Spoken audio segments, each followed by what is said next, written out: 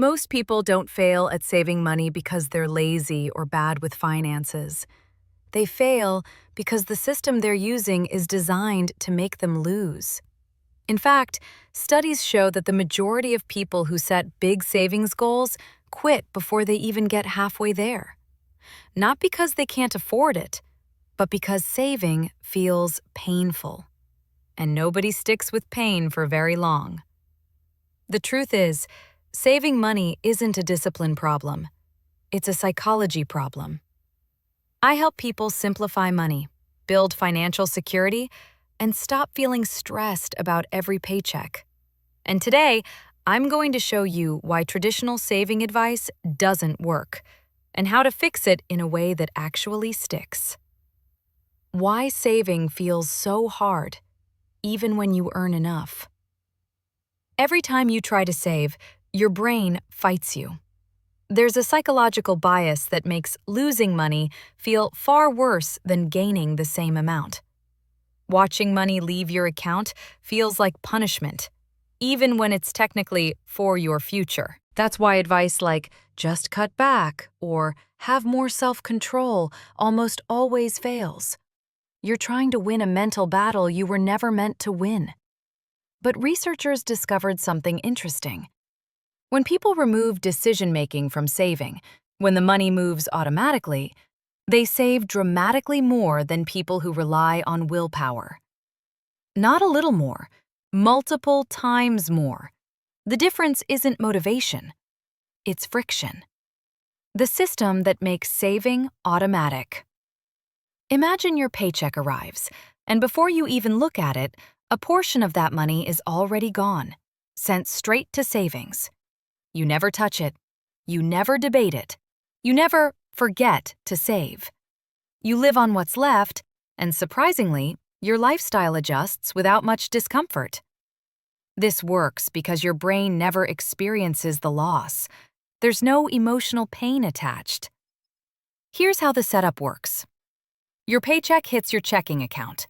On the same day, your bank automatically divides that money. One account is for spending.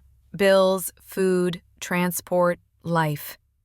The other account is savings, completely separate and untouched. At the end of the month, whatever money is still sitting in your spending account gets swept into savings as a bonus. Savings stops being something you do. It becomes something that happens. Where that saved money should go. Your savings should have a purpose, not just sit there. That money can flow into an emergency fund that protects you when life goes wrong, a high-yield savings account that actually earns interest, long-term investments that grow your wealth over time. The key is that once the system is set up, it runs on autopilot. You decide once, and then you're done. Why big goals scare people into quitting. Here's where most people mess up.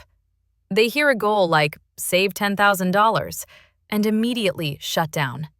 The number feels too big, too heavy, too unrealistic.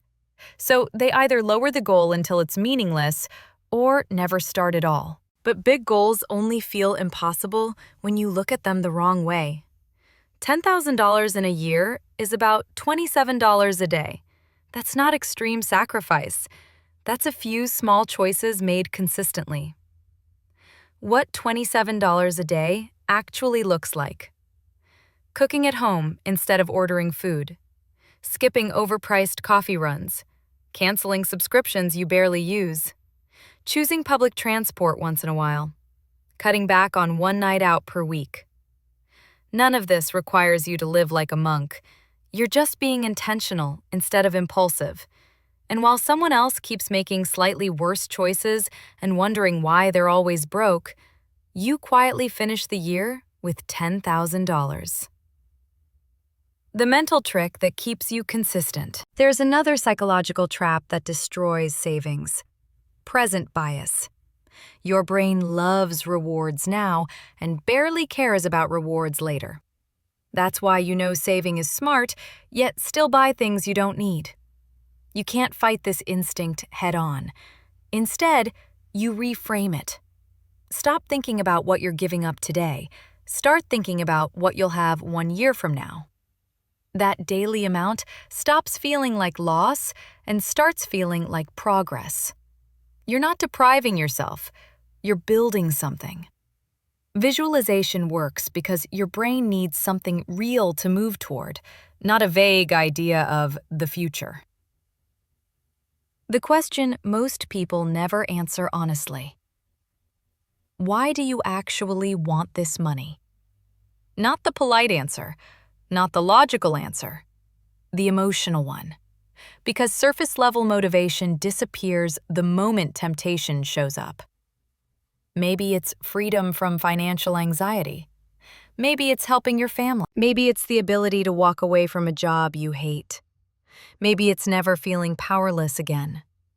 Whatever it is, it has to mean something. When spending decisions become emotional, logic won't stop you, but a powerful reason might. How to beat impulse spending without fighting yourself. Most impulse purchases aren't about pleasure. They're about anticipation. Your brain gets excited before you buy something.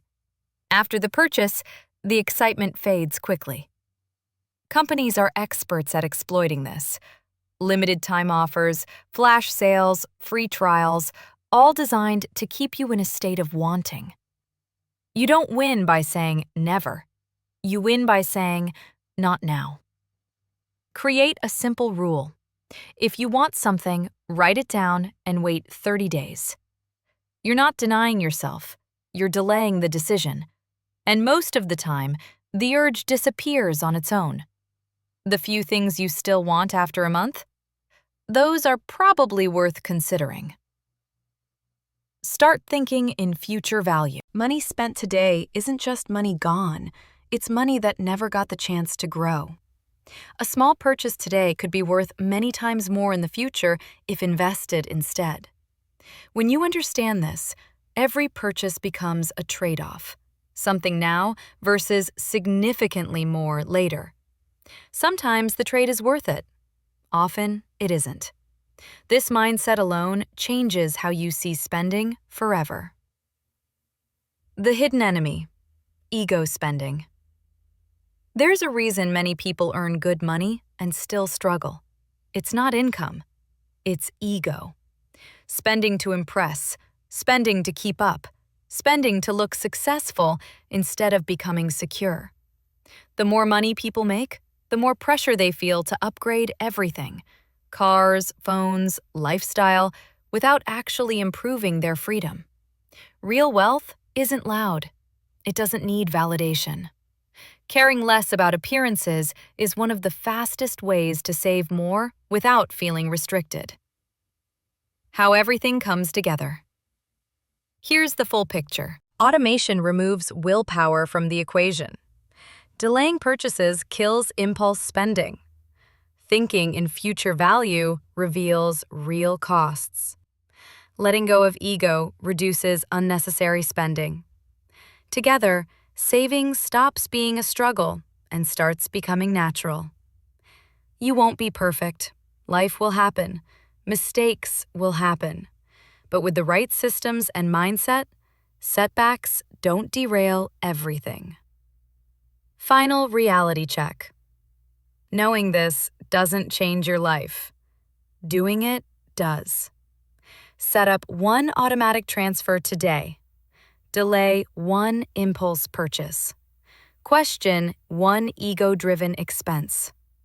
Small actions compound, just like money. The difference between where you are and where you want to be isn't hidden knowledge. It's execution. That $10,000 isn't a fantasy. It's the result of consistent choices you can start making right now.